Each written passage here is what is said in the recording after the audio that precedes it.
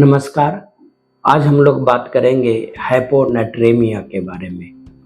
Hyponatraemia का मतलब होता है शरीर में नमक की कमी।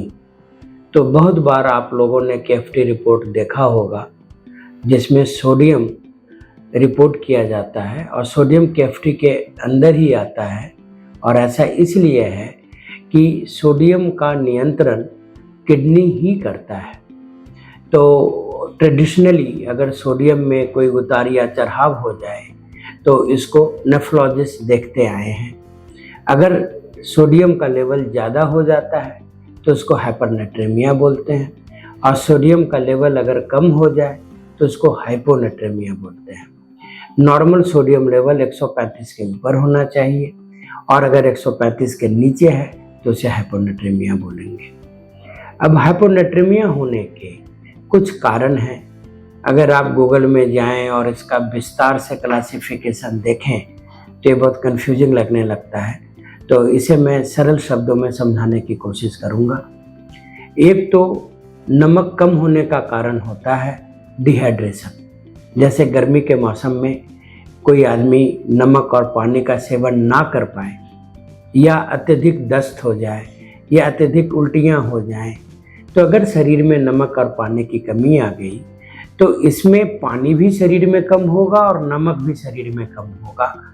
तो इसमें सलाइन चढ़ा करके या नमक का घोल दे करके काम चलाते हैं, और अगर ये सोडियम को हम करेक्ट कर दें तो प्रॉब्लम्स सॉल्व हो जाएंगे। लेकिन एक वजह हाइपोनेट्रेमिया का ये होता है कि शरीर में नमक कम नहीं हुआ, बस पानी की अधिकता हो गई, तो इसे डाइल्यूशनल हाइपोनेट्रेमिया बोलते हैं।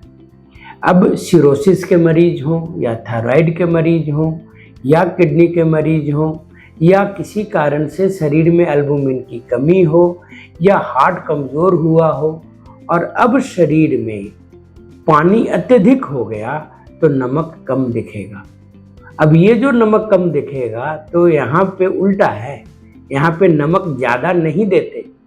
अगर नमक ज़्यादा देंगे तो हम सभी जानते हैं कि नमक पानी को सोखता है, और यह नमक और पानी को सोखेगा और सूजन बढ़ेगा और बात बिगड़ जाएगी। तो डाइल्यूशनल हाइपोनेट्रेमिया में एक्चुअली पानी को कम सेवन करते हैं, जिससे कि हमारा खून फिर से गाढ़ा हो जाए और सोडियम का लेवल सही हो जाए।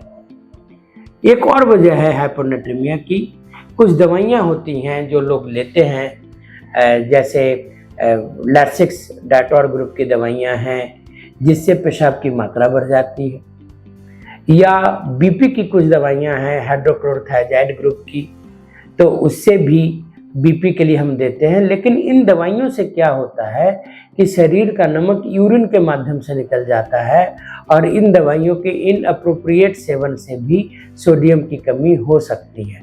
तो ऐसे सिचुएशन में क्या करते हैं, वैसे दवाइयों को कम कर देते हैं या बंद कर देते हैं और थोड़ा बहुत नमक बढ़ा देते हैं। लेकिन आपका ध्यान मैं एक जगह और ले जाना चाहूँगा। सोडियम कम होने की एक वजह ये भी होती है कि शरीर में हार्मोन की गतिविधियों का उतार चढ़ाव हो जाए, और यह हार्मोन का उतार चढ़ाव बहुत बार कैंसर के कारण होता है। तो ऐसा मैंने देखा कि एक पेशेंट हैं, अगर उनको हाइपोनेट्रेमिया हुआ और जब तहकीकात की तो पता चला कि उन्हें लंग का कैंसर है। तो अगर हाइपोनेट्रेमिया परसिस्टेंट है तो एक कैंसर भी इसका कारण हो सकता है। तो इसीलिए आपने देखा होगा कि बहुत बार एक सोडियम रिपोर्ट देख करके हम बस नमक खा लेते हैं, जबकि ये गलत अप्रोच होगा। पूरा का पूरा ध्यान सही डायग्नोसिस पे जाना चाहिए, और अगर हाइपोनेट्रेमिया है तो आप नेफ्रोलॉजिस्ट से मिलें। अगर शरीर में नमक की मात्रा कम एक्चुअली हुई है तो भी नमक ज़्यादा देते हैं। पानी की अधिकता के कारण हाइपोनेट्रेमिया है तो पानी कम पिलाते हैं। अगर किडनी में कुछ समस्या के कारण सॉल्ट ज़्यादा लूज हो रहा है तो अब तो दवाइयाँ आ गई हैं 12-leptin ग्रुप की, जो आपके सोडियम को सही कर सकती हैं। कोई गलत दवा चल रही है उसे ठीक किया जा सकता है। लेकिन अगर अंदर से कैंसर है इस हाइपोनेट्रेमिया का कारण, तो वो भी आपको नेफ्रोलॉजिस्ट ही गाइड करेगा कि यह हाइपोनेट्रीमिया क्यों हुआ। अब इसमें एक दो और खास बातों को ध्यान रखना पड़ेगा, वो ये कि नॉर्मल सोडियम 135 के ऊपर होना चाहिए। बहुत बार 130 है या 125 है तो लोगों को तकलीफ उतना महसूस नहीं होता, लेकिन सोडियम अगर 120 के नीचे आ गया तो वो खतरनाक स्थिति हो जाती है। बहुत बार लोग सिर्फ सोडियम के कारण सिर्फ कमजोरी ही नहीं होती, लोग कोमा में भी जाते हैं। और बुरी बात यह है कि सोडियम का लेवल जितना लो हुआ हो और जितना धीरे धीरे हुआ हो उतना ही इसे स्लोली करेक्ट करते हैं। अगर रैपिड करेक्शन ऑफ सोडियम कर दिया तो उसके भी साइड इफेक्ट हो जाते हैं। क्यों? क्योंकि ब्रेन को आदत पड़ गई है लो सोडियम की और आपने अचानक से इसको ठीक कर दिया, तो बहुत बार ब्रेन के माइलिन में कमी आ जाती है और लोगों को काफ़ी परेशानियां हो जाती है। और एक स्पेसिफिक नाम है सेंटरपोंटन माइलिनोसिस, वह बीमारी हो जाती है अगर रैपिड करेक्शन ऑफ सोडियम करें तो आमतौर पे एक दिन में हम लोग 5 से 10 मिली इक्विवेलेंट से ज़्यादा सोडियम करेक्ट करने की कोशिश नहीं करते हैं और ध्यान देते हैं कि वो धीरे धीरे ही करेक्शन हो। और अगर मरीज अल्कोहलिक है, माल नरिश्ड है, उसमें प्रोटीन की कमी है, तो उसमें तो और भी स्लो होने की आवश्यकता है।